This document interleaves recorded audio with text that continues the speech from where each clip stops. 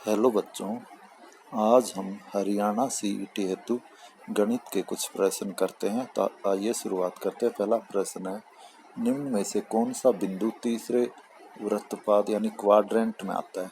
तो देखिए, आपने 10वीं में ग्राफ बनाया होगा, तो उसमें ऐसे बनाते हैं हम ग्राफ बनाते हैं जब कि यहाँ x लेते हैं, यहाँ x डैश मतलब माइनस पे, और यहाँ y और यहाँ y डैश। तो अब ये जो चार क्वाड्रेंट बने, ये फर्स्ट क्वाड्रेंट कहलाता है, ये सेकंड, ये थर्ड और ये फोर्थ क्वाड्रेंट कहलाता है। तो देखिए, फर्स्ट क्वाड्रेंट में तो x की वैल्यू है वो भी प्लस की है, और y की वैल्यू होगी वो भी प्लस की होगी, दोनों प्लस के होंगे, वो फर्स्ट क्वाड्रेंट में आएंगे। अब सेकंड क्वाड्रेंट में देखिए, x डैश है मतलब x माइनस है, और y ऊपर की तरफ ही ले रहे हैं मतलब प्लस का ही है। तो अगर x की वैल्यू है जो माइनस में है और y की प्लस में है तो सेकंड क्वाड्रेंट में आएगी। थर्ड क्वाड्रेंट में क्या होगा, ये x है वो माइनस वाला है और y भी माइनस वाला है, दोनों ही माइनस में आएंगे। तो इसमें दोनों ही माइनस में कौन से ऑप्शन में है, सी में। तो इसका सही उत्तर क्या हो जाएगा, ऑप्शन सी। अगला प्रश्न, यदि p जमा क्यू बराबर 9 और पी क्यू 20 हो तो p minus Q whole square का मान ज्ञात करो। तो देखिए, p जमा क्यू हमें दिया इन्होंने 9, तो हम क्या करें, दोनों साइड का स्क्वायर कर ले, इधर का भी स्क्वायर करें और इधर का भी स्क्वायर करें। तो p जमा क्यू का स्क्वायर करोगे जब क्या हो जाएगा, p की 2 जमा क्यू की 2 जमा 2p क्यू, और उधर कितना हो जाएगा, 9 का स्क्वायर 81 हो गया। अब हम क्या करें, पी स्क्वायर जमा क्यू स्क्वायर है, इसे हम रख सकते हैं p घटा क्यू का होल स्क्वायर करें तो क्या आएगा, उसमें भी पी स्क्वायर जमा क्यू स्क्वायर, लेकिन माइनस 2p क्यू और आएगा उसके साथ। तो उसको कैंसिल करने के लिए हम क्या ले ले, प्लस 2p क्यू, और प्लस में 2p क्यू ये वाला है और 81 भी है, तो ये भी लिखिए जमा में 2p क्यू और इज इक्वल टू 81। तो हमारे पास अब क्या हो गया कि p माइनस क्यू का स्क्वायर जमा 2p क्यू जमा 2p क्यू, यानी 4p क्यू हो गए। और हमें पता है p क्यू का मान 20 है, तो 4 पर p क्यू में p क्यू की जगह 20 रखेंगे तो 4 गुणा में 20 80 हो जाएगा, और 80 जमा का है वो उस साइड ले जाएंगे। तो इधर क्या बचा हमारे पास, p माइनस क्यू का square is equal to 81 minus 80। तो 81 में से 80 माइनस करोगे तो कितना आ जाएगा, आंसर 1, यानी ऑप्शन डी। एक बार फिर समझ लीजिए, p जमा क्यू का स्क्वायर करे तो आया p की 2 जमा क्यू की 2 जमा 2p क्यू, और 9 का स्क्वायर भी किया हमने तो 81। अब p स्क्वायर जमा क्यू स्क्वायर को हम लिख सकते हैं p घटा क्यू का स्क्वायर, तो क्या आता है, p स्क्वायर जमा Q square minus 2p Q हो रहेगा, तो उसको कैंसिल करने के लिए साथ में क्या लिख ले, प्लस 2p क्यू, और फिर ये प्लस 2p क्यू और भी हमारे पास, तो प्लस 2p क्यू ये हो गया, प्लस 2p क्यू ये हो गया, तो प्लस का 4p क्यू हो गया। तो p क्यू की वैल्यू हमें सवाल में दी है 20 है, तो 4 गुणा में 20 80 हो गई, जमा के 80 इधर से उधर ले गए तो माइनस 80 हो गया। तो p माइनस क्यू का whole square is equal to 81 minus 80, यानी कि एक, ऑप्शन डी आंसर है। प्रश्न 3 है, 24 सेंटीमीटर की एक रस्सी वृत्त के केंद्र बिंदु से 5 सेंटीमीटर की दूरी पर है, तो उस वृत्त की त्रिज्या ज्ञात कीजिए। तो देखिए, ये वृत्त है, मान लीजिए ये इसका वृत्त का केंद्र है, इस केंद्र से 5 सेंटीमीटर की दूरी पर ये रस्सी रखी है, और इस रस्सी की लंबाई क्या है, 24 सेंटीमीटर। तो आपको पता होगा कि किसी भी जीवा पर वृत्त के केंद्र से यदि हम लंब डालें तो ये इसको आधा आधा बांटता है, इस जीवा को लंब जो डाला 90 डिग्री का एंगल पे डाला है हमने, लंब डाला है मतलब। और अब 24 है तो आधी ये इस साइड हो गई 12, और ये इसकी केंद्र से दूरी दी हुई है, ये लंब डाला यही है, ये है 5। अब हमने इसकी त्रिज्या निकालनी है ये वाली, तो आप पाइथागोरस की प्रमेय लगा लीजिए, कर्ण निकालना है। तो आधार का वर्ग यानी 12 का स्क्वायर यानी कि 144 जमा 5 का स्क्वायर 25, 144 और 25 के स्क्वायर का जोड़ कितना है, 169 का वर्ग है होगा जो कर्ण होगा। तो 169 का वर्गमूल निकाल लीजिए, कितना आ जाएगा, 13 सेंटीमीटर आ जाएगा, ऑप्शन ए। तो इसमें यही ध्यान रखना आपने कि किसी वृत्त के केंद्र से किसी जीवा पर लंब डाला जाए तो वह उस जीवा को समद्विभाजित करता है, और उसके बाद पाइथागोरस की प्रमेय का इस्तेमाल किया है।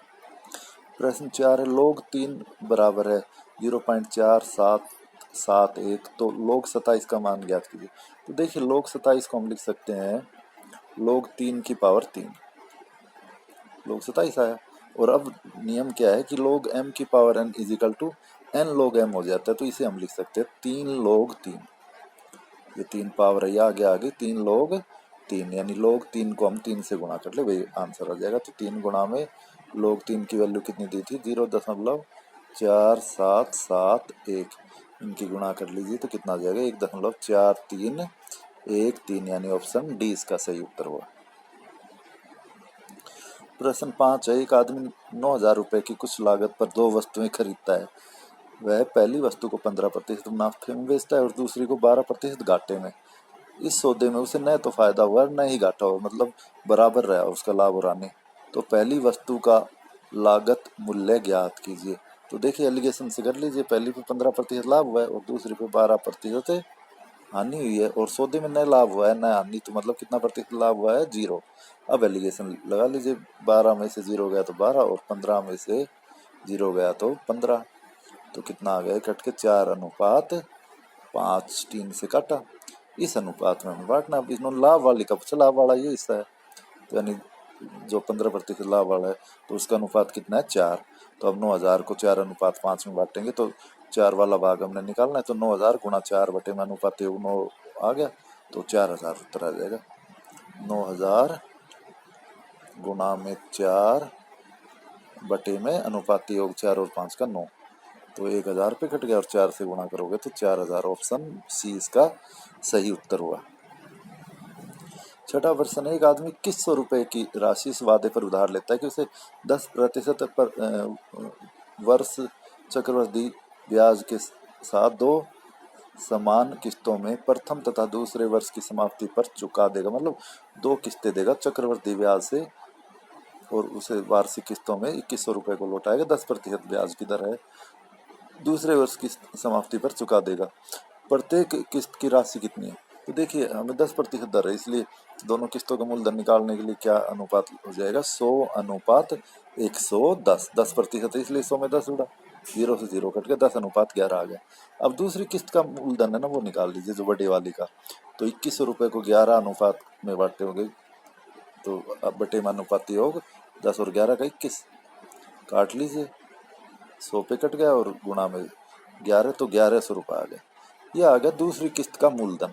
अब इसमें 1 साल का ब्याज जोड़ लीजिए आप, 10%, तो 1100 का 1 साल का ब्याज यानी 10% कितना आएगा, 1100 गुणा 10/100, तो कितना आ गया, 110 रुपये ब्याज जोड़ लीजिए, वही किस्त हो गई 1210 रुपये। तो यही इसका उत्तर होगा, ऑप्शन डी।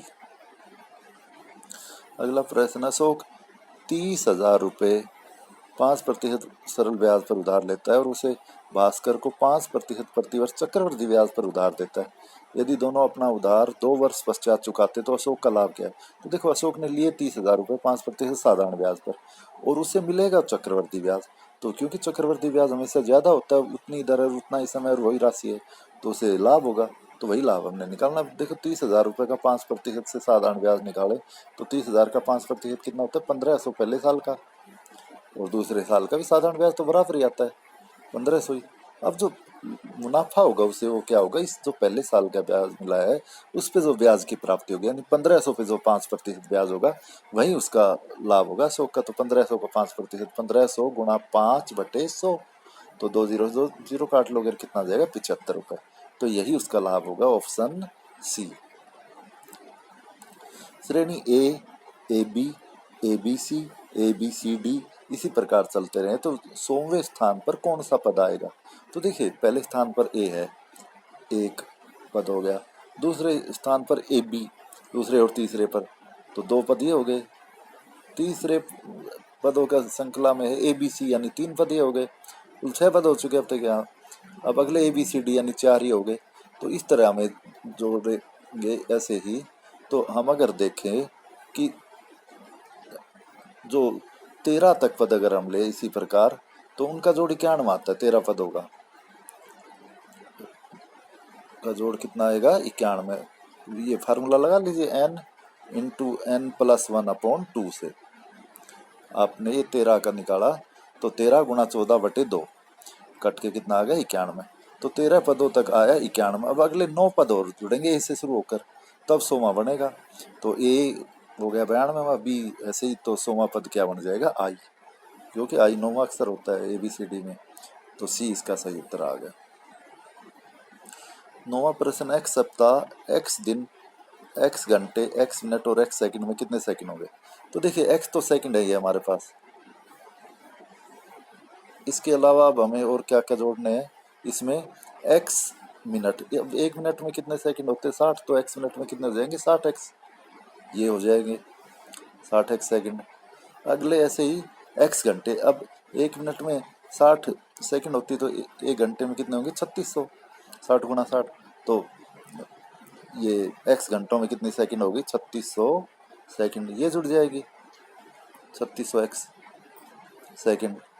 इसी प्रकार दिन लेंगे अब हम, एक दिन में कितने घंटे होते हैं? 24। तो ये अब 3624 से गुणा हो जाएगी। तो कीजिए 2400, 2400, 24 छिकम 144, 12 हासिल, और 24 की 72 और 12 84, नहीं 144 की 14 हासिल थी, तो 24 की 72 और 14 86, इतने एक सेकंड ये बन गई। और अब एक सप्ताह, तो एक सप्ताह में एक दिन में बनी 86,400 सेकंड, तो एक सप्ताह में 7 से गुणा हो जाएगी। तो 700, 700, 7 चौक 28 का 8 हासिल 2, 7 छिक 42 और 2 44, और 7 8 56 और 4 हासिल के थे 60, इतने सेकंड ये बन गई। अब इन सब का जोड़ कर लीजिए, वही उत्तर आ जाएगा। तो ये x मतलब एक x है, तो इनको जोड़ोगे तो ये आ गया 1, यहाँ आ गया 6, यहाँ आ गया 8, यहाँ आ गया 4, यहाँ आ गया 9 और यहाँ आ गया 6। तो ऊपर ऑप्शन में कौन सा सही है? ये उत्तर डी ऑप्शन।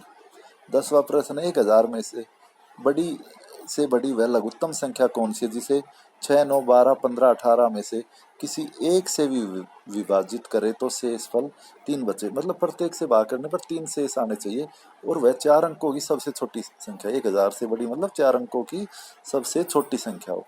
तो पहला काम क्या है? 6, 9, 12, 15 और 18 का एलसीएम ज्ञात कीजिए आप। तो आप एलसीएम निकाल लीजिए, तो उससे कितना आ जाएगा? एलसीएम 180। अब 180 का पहाड़ा 1000 के आगे लीजिए, तो 180 छिकम अगर आप करोगे तो 1080 आएगा, और क्योंकि प्रत्येक दशा में 3 शेष बच रहा है तो वह 3 इसमें जुड़ेगा। तो उत्तर क्या आ जाएगा? 1083। तो इसका उत्तर ऑप्शन कौन सा हुआ? सी। अब अगर मान लो ये आपको इतनी कार्रवाई करना नहीं आता तो कैसे करते इसे? तो आप इसे क्या करिए, जो ऑप्शन में सबसे छोटा है उसे 6 से भाग कीजिए। अगर 6 से भाग करने पर 3 शेष आ रहा है तो अगले 9 से भाग कीजिए, अगर तब भी 3 शेष आ रहा है तो अगले से भाग कर करके देखिए। तो पहला सबसे छोटा ऑप्शन 1063 था, उसे अगर हम 6 से भाग करते हैं 3 शेष नहीं आ रहा, तो यह उत्तर नहीं हो सकता। ऐसे ही 9 अगला 1073 है छोटा ऑप्शन, तो 1073 को अगर 6 से भाग करते तब भी 3 शेष नहीं आ रहा। अगला छोटा ऑप्शन कौन सा बचा? दोनों में 1083 से आप 6 से भाग करते हो तो 3 शेष आ रहा है, 9 से भाग करते हो तब भी 3 शेष आ रहा है, 12 से कर रहे हो तब भी, और 15 से कर रहे हो तब भी, और 18 से तब भी। तो आप भाग करके भी देख सकते हैं अगर आपको एलसीएम वगैरह निकालने में दिक्कत है तो इसका उत्तर हुआ ऑप्शन सी। तो ये थे आज के 10 प्रश्न। धन्यवाद।